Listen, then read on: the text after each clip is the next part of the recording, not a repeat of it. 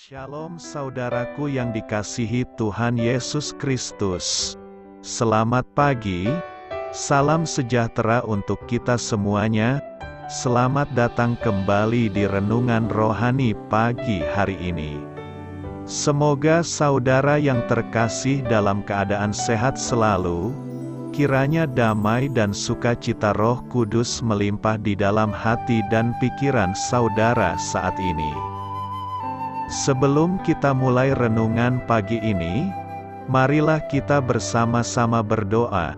Tuhan Yesus, terima kasih sudah membangunkanku pagi hari ini. Terima kasih atas penyertaan dan perlindungan Tuhan. Semua karena karunia Tuhan aku dapat bangun dengan pagi hari ini. Aku menyerahkan seluruh aktivitasku hari ini ke dalam kuasa tangan Tuhan. Jauhkanku dari yang jahat, ya Tuhan. Tuhan Yesus, tolong lindungi dan berkati aktivitasku hari ini. Tolong berkati juga keluarga dan teman-temanku, Bapa Surgawi, oleh karya Roh Kudus. Tolonglah aku untuk menjauhi segala sesuatu yang melukai hati-Mu. Ampunilah segala dosa kami, ya Tuhan. Dalam nama Tuhan Yesus, aku sudah berdoa. Amin. Sahabat saudara rohani, pembacaan ayat emas Alkitab renungan kita hari ini terambil dari Amsal 18 ayat 1 sampai dengan ayat 10. Orang yang menyendiri, mencari keinginannya, amarahnya meledak terhadap setiap pertimbangan. Orang bebal tidak suka kepada pengertian, hanya suka membeberkan isi hatinya. Bila kefasikan datang, datanglah juga penghinaan dan cela disertai cemooh. Perkataan mulut orang adalah seperti air yang dalam, tetapi sumber hikmat adalah seperti batang air yang mengalir. Tidak baik berpihak kepada orang fasik dengan menolak orang benar dalam pengadilan. Bibir orang bebal menimbulkan perbantahan, dan mulutnya berseru meminta pukulan.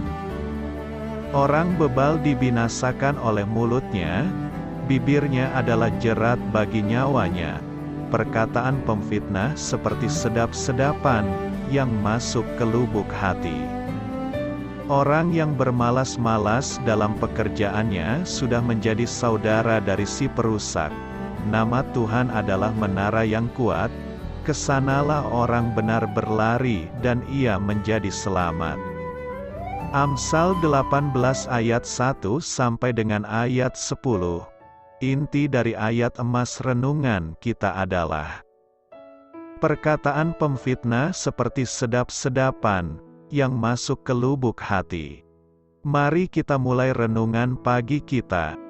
Judul renungan kita hari ini adalah Anjing yang Salah untuk Dimengerti, ditulis oleh James Banks. Mari kita mulai kisah inspiratif.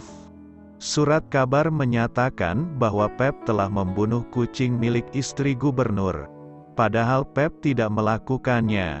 Satu-satunya kesalahan yang mungkin Pep lakukan adalah menggigiti sofa di rumah sang gubernur.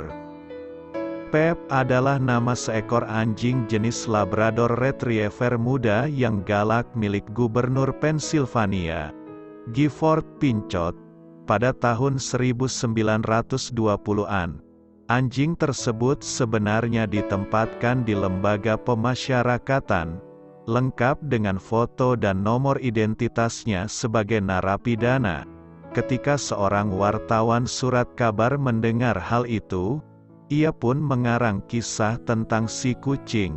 Banyak yang menjadi percaya bahwa Pep sungguh-sungguh pembunuh kucing karena membaca berita tentangnya di surat kabar. Raja Israel, Salomo, tahu benar akibat buruk dari informasi yang sesat. Ia menulis, perkataan pemfitnah seperti sedap-sedapan, yang masuk ke lubuk hati, Terkadang, watak kita sebagai manusia berdosa membuat kita ingin mempercayai hal-hal keliru mengenai orang lain. Namun, meskipun orang lain mempercayai hal-hal yang salah tentang diri kita, Allah masih dapat menggunakan kita demi kebaikan. Sebenarnya, sang gubernur mengirim Pep ke penjara agar anjing itu dapat menjadi teman bagi para narapidana di sana. Dan selama bertahun-tahun Pep pun melayani sebagai anjing terapi. Tujuan Allah bagi hidup kita masih berlaku. Tidak peduli apa yang orang katakan atau pikirkan tentang diri kita, saat orang lain menggunjingkan kita, ingatlah bahwa yang terpenting adalah pandangan Allah dan kasih-Nya atas diri kita. Amin. Marilah kita renungkan di dalam hati kita. Bagaimana Anda dapat dikuatkan oleh kesadaran bahwa Allah tidak terpengaruh oleh ucapan atau pikiran orang lain tentang diri Anda? Bagaimana Anda akan merayakan kasih-Nya yang sempurna hari ini? Hal ini patut kamu ketahui. Dengan menggunakan metafora makanan, Salomo menjelaskan fitnah atau gosip adalah seperti sedap-sedapan. Ini secara harfiah dapat diterjemahkan sebagai potongan makanan yang ditelan dengan rakus, atau suguhan yang lezat. Kita senang mendengar dan meneruskan gosip karena hal itu menggiurkan dan menyenangkan. Alkitab bahasa Indonesia sehari-hari menggambarkannya dengan baik.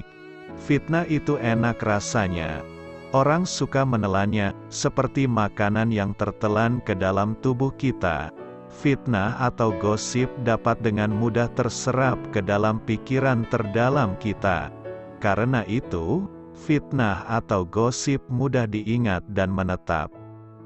Berbicara tentang kerusakan yang ditimbulkan oleh fitnah atau gosip terhadap hubungan antar manusia, Salomo memperingatkan, seorang pemfitnah menceraikan sahabat yang karib. Perkataan pemfitnah bagaikan bahan bakar untuk nyala api yang membakar segala sesuatu yang dilaluinya. Karena, orang yang senang membicarakan orang lain, tidak dapat menyimpan rahasia. Kita disarankan, janganlah bergaul dengan orang yang terlalu banyak bicara, karena orang yang meneruskan gosip kepada Anda kemungkinan besar akan bergosip tentang Anda. Doa saya menyertai saudara sekalian. Marilah kita menyampaikan doa syafaat. Aba, Bapa, terima kasih karena Engkau telah menjadikan aku anak-Mu. Tolonglah aku membagikan kasih-Mu dengan sesamaku hari ini. Amin. Sampaikan harapan dan permintaan saudara kepada Tuhan.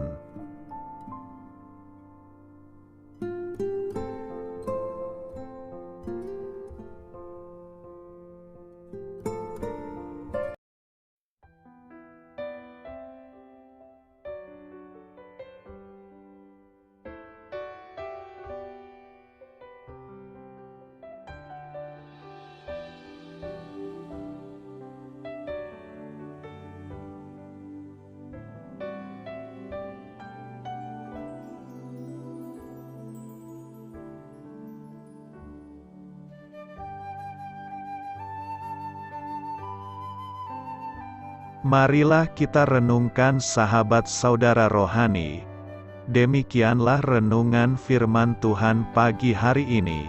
Semoga menjadi berkat dalam hidup kita. Dan sebelum kita memulai segala aktivitas kita pagi hari ini, marilah kita berdoa. Selamat pagi Bapa, malam hari telah berganti pagi. Kehidupan baru telah Engkau berikan kembali bagi kami. Bapa Surgawi, tolonglah aku menyadari kebutuhan orang lain, supaya aku dapat membagikan apa yang telah Engkau berikan kepadaku. Pada saat aku membutuhkan, berilah aku keyakinan bahwa Engkau akan mencukupkanku, melalui orang-orang yang mengasihi-Mu, bukan karena kami pantas atau layak, namun karena kasih karunia-Mu kami boleh ada, sebagaimana kami ada di pagi hari ini. Terima kasih Tuhan, atas kesempatan baru yang telah Tuhan berikan kepada kami, untuk bisa memperbaiki diri agar kami bisa lebih layak di hadapan-Mu. Hari ini kami serahkan semua perkara dan kesulitan yang akan kami lalui ke dalam tangan-Mu. Biarkanlah kami bisa memuliakan-Mu dalam segala aktivitas yang akan kami lakukan. Amin. Biarlah firman Tuhan menjadi pengingat untuk kita semua, bahwa tuntunan dari Roh Kudus akan selalu memberi jalan keluar bagi setiap permasalahan hidup kita, dan memberi kedamaian di hati kita. Sampai jumpa di renungan pagi saudara rohani berikutnya. Kiranya Tuhan selalu memberkati saudara semua hari ini. Amin. Shalom.